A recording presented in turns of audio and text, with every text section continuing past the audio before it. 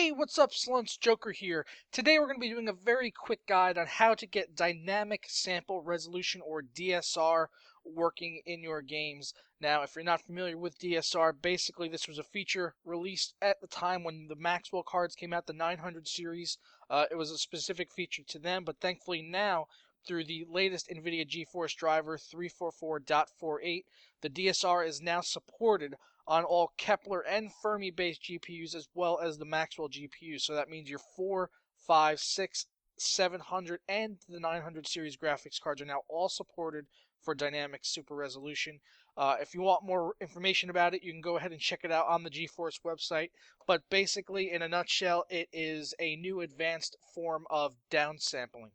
So to get it working, we're going to have to go into the Nvidia Control Panel. To get that up, just right-click your desktop and click Nvidia Control Panel. Sorry if you're using AMD, this is not for you. You can go away. But if you are an NVIDIA user, go to the NVIDIA Control Panel, and we're going to go to Manage 3D Settings, and then Global Settings. And we're going to come down here to Dsr Factors, and by default, that's going to be set to Off. So then you go in here, you're going to have all these tick boxes, and this is basically going to allow you to choose from all these different multipliers of resolutions based on what your monitor's native resolution is. So you can go ahead and you can check all of these if you want, or you can just check four times if you want 4K resolution only, if that's the only thing you're interested in. For me personally, I'd rather have them all ticked on. That way you can just choose in game, which one you want to use. The second option in here is DSR smoothness. I've read a little bit about this online, and basically this allows you to it's basically a slider that allows you to choose between smoothness or sharpness. And the 33% is the default setting. A lot of people have said that is the best setting. I've seen other people saying that the mid-20s is also good. I haven't really messed around with it that much, but 33% seems okay to me. But you can go ahead, you can mess around with that as much as you want. Once you have it enabled on your system, you can see which one you like the best. Once that's done, we're going to go ahead and hit apply, and that'll make your screen flash. So when you hit apply, that will make your screen flash, just like when you're installing a driver. It's like turns your display on and off really quick, but nothing to worry about. So now it is completely on. If you want to enable it in-game, it's as simple as changing your resolution in-game. And we'll go ahead and jump into a quick game of Battlefield real quick, and I'll just show you guys that briefly. Alright guys, so here we are now on the test range at the native 1080p 144Hz resolution that I know and love. It's absolutely beautiful, the game looks good, and it runs ridiculously silky smooth, and that is why I love my 144Hz G-Sync monitor. But let's go ahead and take a look with downsampling, see if we can notice any differences. One thing you might want to focus on is like the weapon, since that's really close. You'll see some of the fine lines like on the rails and just around the edges of the weapon. Those will become a little bit crisper as the higher the resolution goes. So keep an eye on those. We'll go ahead and we'll jump right now to 1440 to do that. You just got to go to video settings and find your 2560 by 1440, which is a 16:9 aspect ratio. Now, one thing I really do like about dynamic super resolution is that it does support 144 Hz and 120 Hz and all the refresh rates between 60 and those.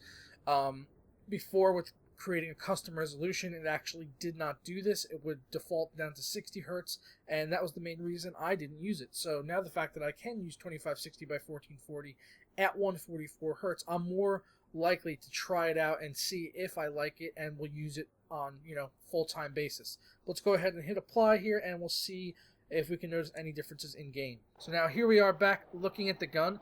Honestly, looking at it right now, I'm already noticing some of the edges have been smoothed out quite a bit.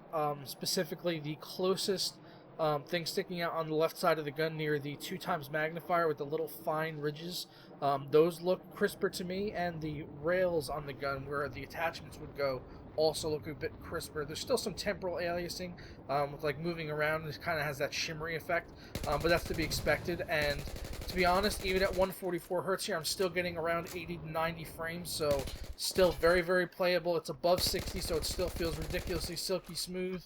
And it feels alright. I think I would at least try this out, in a full 64 player server, and see how it goes and see if it's something I want to stick with. But real quick now, we'll go ahead and we'll jump over to 4K. and we'll see what that looks like. Alright, so here we are now at 4K. Honestly, I can't tell that much of a difference on the gun. I don't think the lines look that much finer at 4K. You know, maybe a little bit, but honestly, at the performance hit, it's really not worth it. Right now, my frames are at about 40 frames per second. When I move around, I'm dropping into the 20s and 30s. This is certainly not playable, as I'm sure you can tell by looking at it right now. I don't think you'd want to play at this particular frame rate. I know I would.